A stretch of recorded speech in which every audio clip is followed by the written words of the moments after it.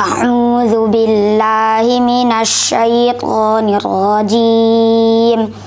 Bismillahirrahmanirrahim. Ar-Rahman 'allamal Qur'an, khalaqal insan, 'allamahul bayan. Asy-syamsu wal qamaru bihusban, wan najmu wasyajaru yasjudan. Was-samaa'a rafa'aha wa wada'al mizan, alla tatghaw fil mizan. Wa aqimul wazna bil qisti wa la tukhsirul mizan. Wal arda wada'aha lil anam, fiha fakihatun wa nakhlun wa rumman. Fabi ayyi ala'i rabbikuma tukadziban. Khalaqal insana min salsalin kal fakhar, wa khalaqal janna min marijim min nar. Fabi ayyi ala'i rabbikuma tukadziban. Shadaqallahul azim.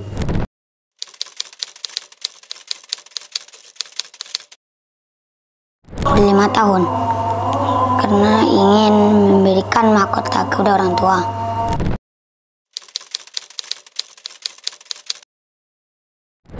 Perasaan saya sangat senang dan tidak bisa diungkapkan.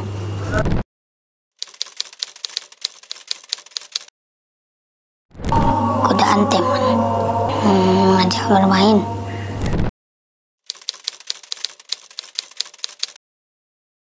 Sangat mendukung. Waktu pertama kali menghafal Quran, Umi selalu menghidupkan murotal Quran ketika sedang bermain.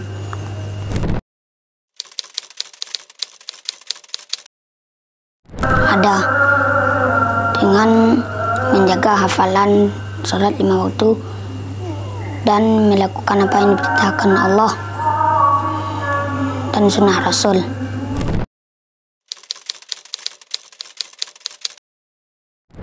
Untuk mengajarkan orang lain, terutama kepada keluarga sendiri. Untuk menjadi ustadz, untuk menjadi imam Masjidil Haram. Allahu Akbar, Allahu Akbar. Asyhadu an la ilaha illallah. Asyhadu anna Muhammadar Rasulullah. Hayya 'alas shalah, hayya 'alal falah.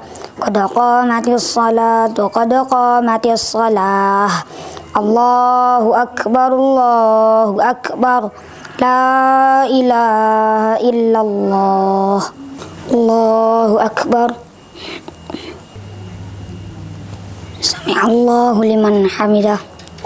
Allahu Akbar. Allahu Akbar. Allahu Akbar. Assalamualaikum warahmatullahi. Assalamualaikum warahmatullahi. Assalamualaikum warahmatullahi wabarakatuh.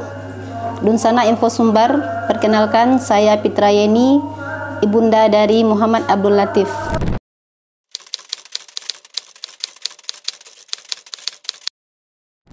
Bismillahirrahmanirrahim. Yang menjadi inspirasi atau kenapa Umi ingin menjadikan Abdul Hafiz Quran ya, salah satunya adalah ketika Umi melihat dulu ada acara Hafiz RCTI gitu kan. Jadi ternyata di situ tuh ada anak-anak kecil, malah umurnya baru 5 tahun, 6 tahun, tapi dia udah bisa hafal sekian juz gitu kan. Terus sempat bertanya di dalam hati gitu kan, kok bisa ya gitu kan. Jadi sebenarnya itu terjadi sebelum adanya Abdul gitu. Jadi sebelum Abdul lahir, rasa rasa senang mendengarkan Al-Quran itu udah ada dari dulu gitu kan. Nah, ditambah lagi dengan adanya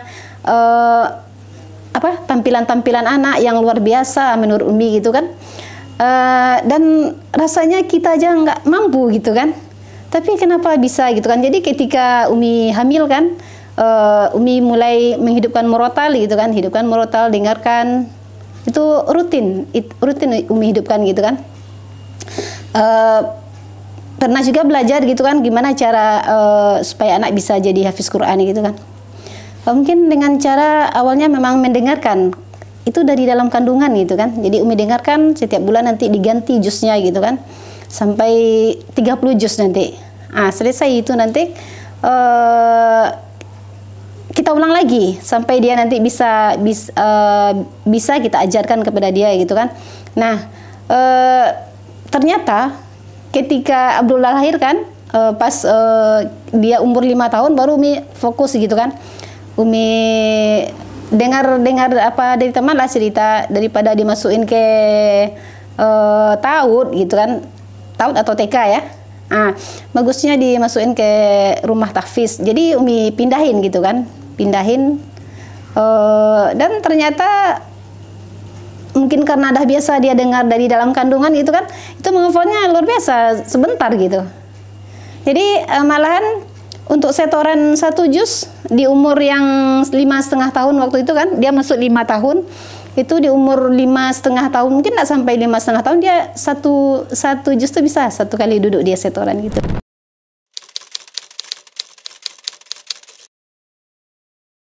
Dari dalam perut pun udah diperkenalkan dengan cara menghidupkan murotal gitu kan. Ketika ya secara terus menerus, ketika dia udah lahir, udah di dunia nyatanya, mulai menghafalkan ayat-ayat secara serius, secara fokus itu ketika dia udah Umi masukkan ke rumah tahfiz. Kalau di rumah tahfiz itu setiap hari itu ada PR-nya itu murojaah dan ziyadah hafalan namanya.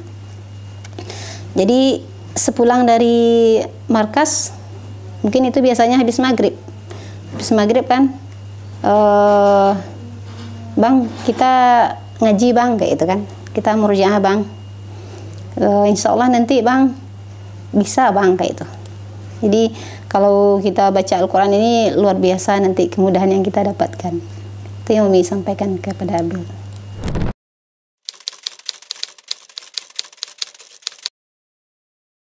Di sela-sela waktu sibuk, biasanya tak ada waktu yang terbuang gitu kan. Di awal-awal Abdul mulai menghafal, itu kadang Umi lagi kerja rumah gitu kan, lagi nyuci, Abang sini Bang, gitu kan, lagi gosok, Abang sini Bang, gitu kan. Kadang nggak mau kata dia kan. Ketika dia bilang nggak mau, speaker tetap hidup gitu kan. Tapi yang si Abdul seringnya mau gitu. Ya Mi, duduk di sini ya, kita main. Disediakan mainan untuk dia. Karena dia waktu itu masih kecil kan. Di umur 5 tahun, dengan ada mainan, jadi dia mendengar sambil bermain, membaca sambil bermain. Nanti kadang Umi langsung yang talakikan sama dia kan. Nanti dia yang ngulang gitu. Seperti itu setiap hari. Jadi intinya apa? Memang waktunya itu lebih banyak dengan Al-Quran gitu. Kalau waktu murojaah itu dimulai dari sebelum subuh, setengah empat Abdul udah dibangunkan, nanti dia sholat. Setelah dia sholat nanti mulai menghafal murojaah dulu. Karena apa? Di waktu subuh itu adalah waktu-waktu yang sangat efektif sekali bagi orang tua yang lain yang ingin nanti menghafalkan ayat kepada anak-anaknya ya. Itu waktu subuh, waktu habis maghrib, itu adalah waktu-waktu yang sangat efektif sekali, di mana anak masih fresh gitu untuk menghafal.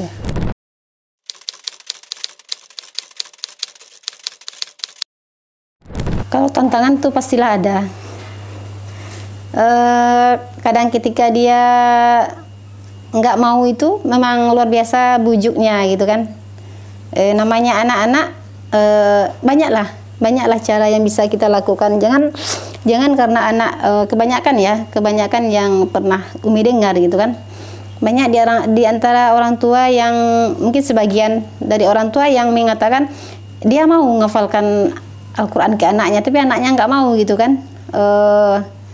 Ya sebenarnya itu tergantung orang tua lagi. Kalau orang tua mau dan dia disiplin untuk mengajak anaknya menghafal, kalau tantangan tuh ada terus tuh, pasti ada. Nah, di sini bagaimana kita sebagai orang tua memotivasi bagaimana supaya anak ini mau gitu. Mungkin dengan cara diajak jalan-jalan atau dikasih hadiah setelah baca, yuk setelah baca nanti kita pergi main, atau nanti Umi belikan ini gitu kan. Pokoknya adalah karena di awal gitu kan, karena dia awal menghafal, tentulah banyak usaha yang harus kita lakukan untuk menjadikan menghafal ini menjadi suatu kebiasaan untuk dia gitu.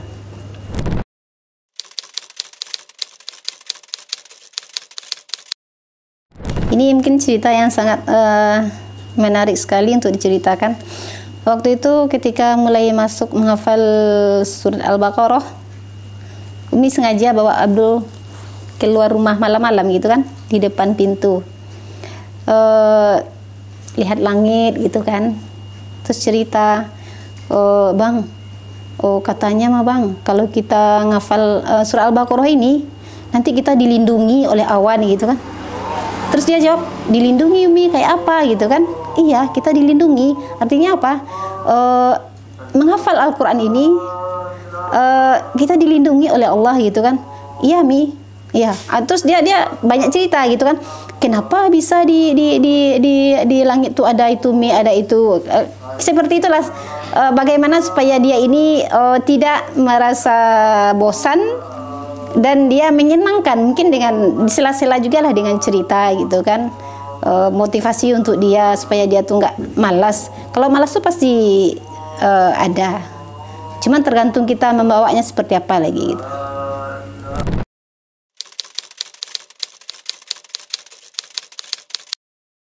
Itu mungkin di masa-masa menjaga hafalan Abdul sekarang ya. Sekarang kan udah 30 juz.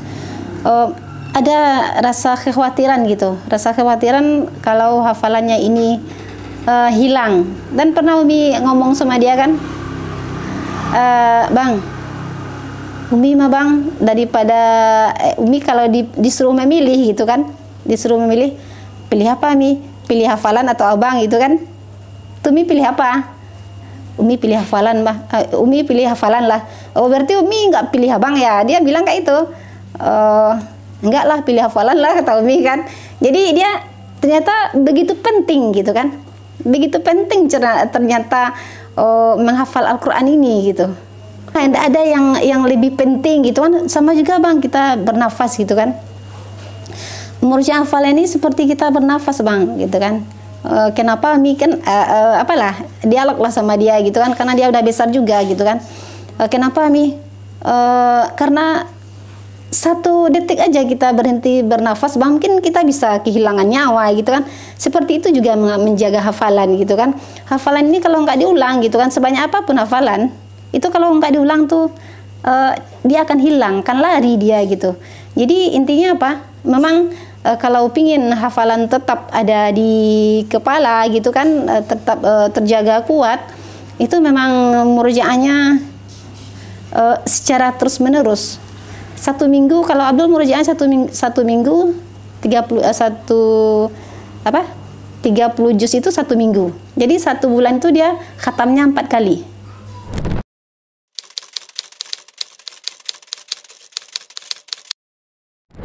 Pesan untuk para orang tua mungkin ya, nggak ada yang lebih berarti untuk kita gitu kan, selain dari pendidikan agama untuk anak-anak kita. Mungkin sudah banyak mungkin dari kita yang udah mendengar kisah-kisah orang-orang hebat gitu kan, orang-orang hebat yang ketika masa dia mendidik anaknya gitu kan, itu hanya mungkin lebih memfokuskan untuk dunianya gitu kan. Ternyata ketika di hari tua anak nggak bisa menjadi penolong untuk kita gitu kan, malahan di detik-detik nafas terakhir anak pun nggak ada bersama kita gitu kan. Jadi kalau seandainya kita dari kecil anak udah diajarkan Al-Quran, nanti dia akan belajar maknanya gitu kan. Sebenarnya kita ini siapa sih gitu kan? Kita ini bukan siapa-siapa gitu kan. Kita ini hanya makhluk yang sangat lemah. Kenapa seperti itu? Karena yang sangat berkuasa, yang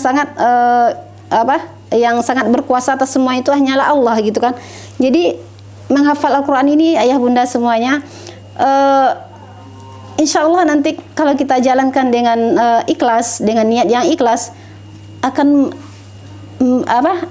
dapat memberikan syafaat untuk kita nanti ketika udah di kehidupan akhirat kita gitu.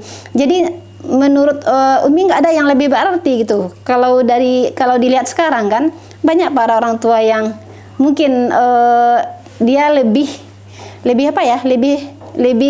memperhatikan kesenangan anak gitu kan. Anak ini senang enggak? Kalau dikasih ini senang enggak? Kalau dikasih ini senang enggak? Kebanyakan para orang tua sekarang kan kasih HP gitu kan, padahal HP itu luar biasa pengaruhnya sama anak-anak itu kan, malahan kayak orang nggak berpikir dia gitu kan, kayak menung gitu. Kadang kalau Umi kan seorang guru gitu kan, kalau dalam ngajar tuh kadang dia gini-gini tangannya gitu, ada seperti itu. Jadi pengaruhnya ke anak tuh sangat luar biasa sekali gitu kan. Kalau anak dikasih gadget gitu kan, dikasih tontonan gitu kan, kalau menurut Umi gitu ya, kalau di masa-masa umurnya yang seperti itu nggak bagus gitu. Nanti ada masanya dia megang HP gitu kan, mungkin ketika dia udah umur 16 atau 18 tahun gitu kan, kasihan lah kita, mau jadi apa anak kita nanti gitu.